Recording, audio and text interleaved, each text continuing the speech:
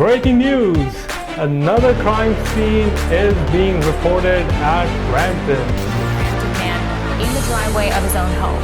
Now, the attack was captured on security camera, and Brampton Mayor Patrick Brown has been speaking out about it. He joined us now to talk more about this shocking incident, happening in your city. Mayor Brown, It's intense and is scary. An attempted carjacking followed by a Brampton father. His young child sitting in the back seat of that SUV. The harrowing moments a family will never forget. Police show at a plaza in Brampton where a fight broke out. This is across the street from Sheridan College. This is not the first time an incident like this has happened. Holy moly! It remains one of the hardest hit cities in the country, with record-breaking positivity rates and widespread outbreaks in workplaces. Yes, Brampton is making a lot of news. Crime, carjacking, shootout, car accidents, gun violence. Well, the list goes on and on. Most importantly, the turmoil which is happening at City Hall. The city where I moved back in 2010 has changed and doubled in size. A preferred destination of a lot of immigrants and students, best known for its food, desi hip-hop music, a unique fabric of different communities that makes Brampton a truly multicultural city in Canada. Special thanks to news outlets and social media platforms, Brampton is facing a lot of heat.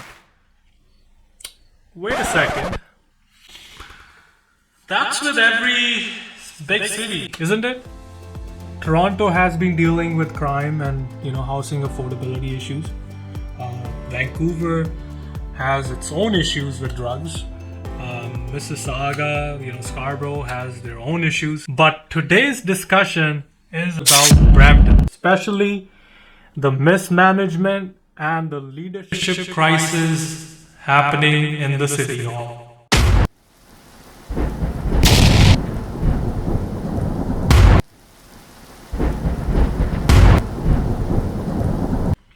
Which has turned into a boxing match between two groups to better describe a mess from top to bottom. In Group A, we have these counselors, and Group B is represented by these folks. Group B accuses Group A of robbing taxpayers' money, and Group A accuses Group B of controlling the will of the council. And what made it more interesting was when the sixth member of Group B resigned after winning the riding of Brampton Centre in the recent provincial elections. Group B brought in their own choice of candidate to fill the position, and rest we all know. And on top of the ladder, there is Patrick Brown, our mayor of Brampton, now going for his second term. A man who specializes from hopping from one seat to another. When you fail in the provincial and federal leadership race, what third choice you have? What third choice you have? Let me guess. Let's run for Brampton! The man who first elected to the Barrie Seat Council at just the age of 22, member of parliament, and then being a leader of PC party, overthrown due to sexual harassment, ousted again in the PC federal race due to use of city funds, for which he was recently vindicated. Who? Either this guy loves attention or attention loves him. And then there are other councillors accused of wrongdoings. There is Ravina Santos, who had allegation by the Integrity Commissioner regarding a conflict of interest with her former professor who ran a consultant company which racked up over $10,000, out of which he charged the city $4,200 in airfare and Airbnb expenses to do just a RFP for bringing a university in Brampton. Yes, folks, we still don't have a university. Imagine the size of Brampton and we still don't have a university. Yes, there are colleges, but we still lack a university. And then there is Gurpreet Dillon, who faced charges of sexual misconduct and recently used taxpayers' $60,000 money without political approval to settle this sexual harassment complaint. So folks, each group accuses each other for wrongdoings. Brampton City Council remains gridlocked after a number of councillors failed to show up for meetings this week. Just the latest in a series of events impacting the council's work recently. I did meet with one of them yesterday, and I was very clear that I expect them to come back to work. There is one that's in the city, 4 of them are out of the province, and I've said it's time to come home from vacation. I know they're frustrated that they got fined by the Superior Court, and we're told that they have to pay a $20,000 fine. The city of Brampton is under the spotlight yet again, this time for allegations that tens of thousands of dollars in taxpayer money was used as hush payments to settle a sexual harassment. Gurpreet Dillon's suspension be donated to a women's group. Councillor and a city councillor are all waiting to speak to me.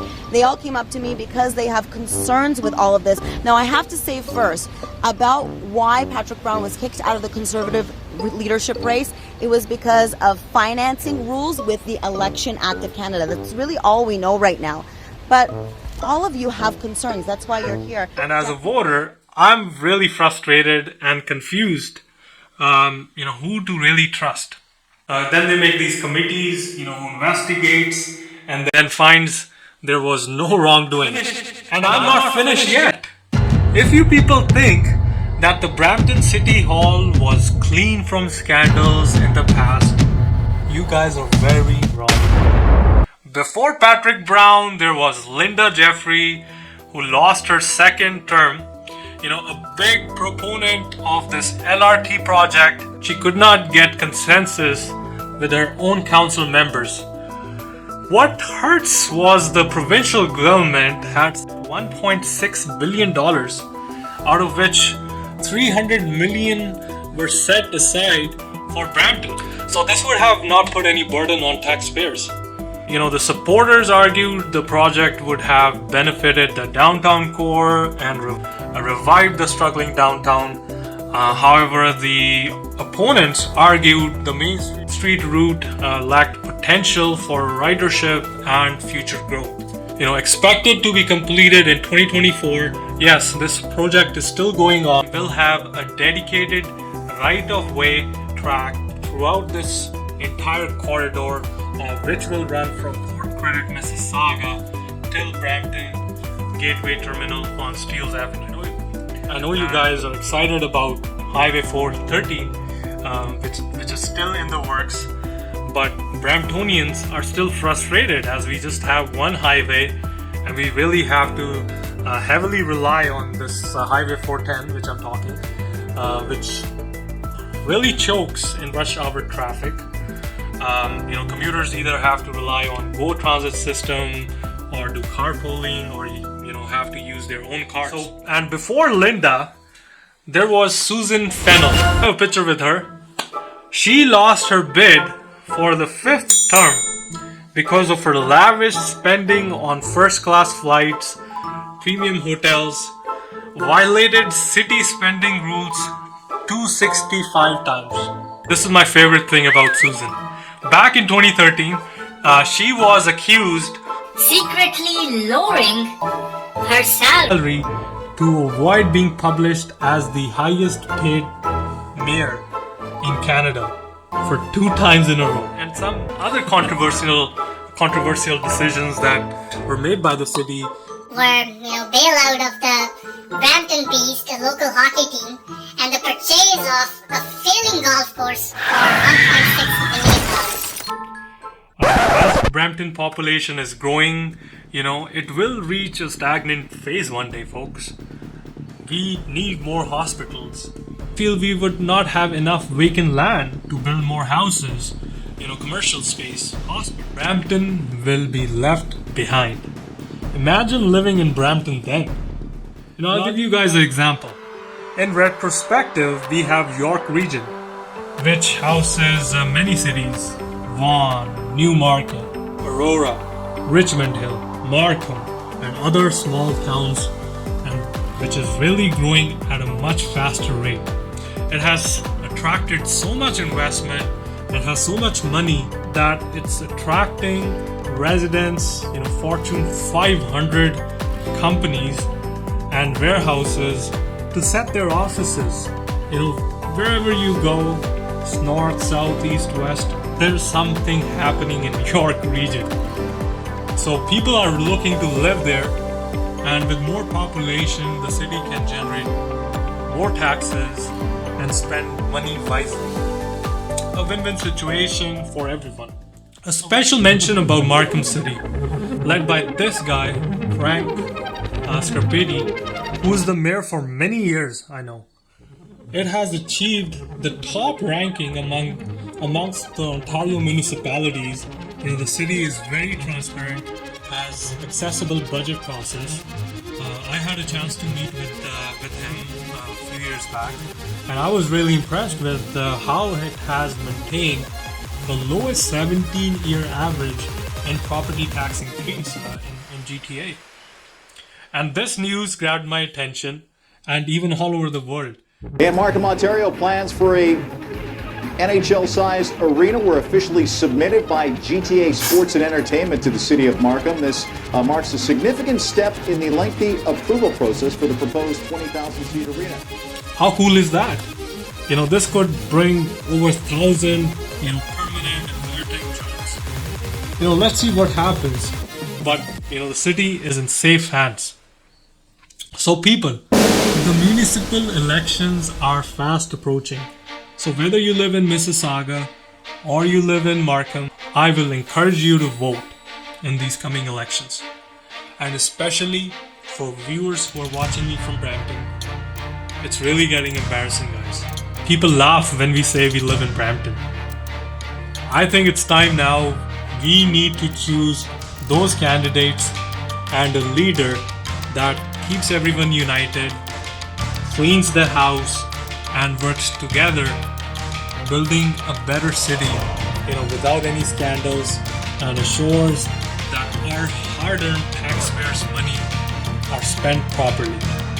I actually had a chance to interview some of the residents of Brampton. They were really concerned about what's happening in the city. But there were other issues they brought up, which were high in auto insurance, lack of hospitals, crime rate, employment, and how easy is it to find job here. So folks, this can only happen if we give chance to deserving people who really want to bring change. If you like this topic, consider subscribing to my channel. Let's be part of the conversation. Peace.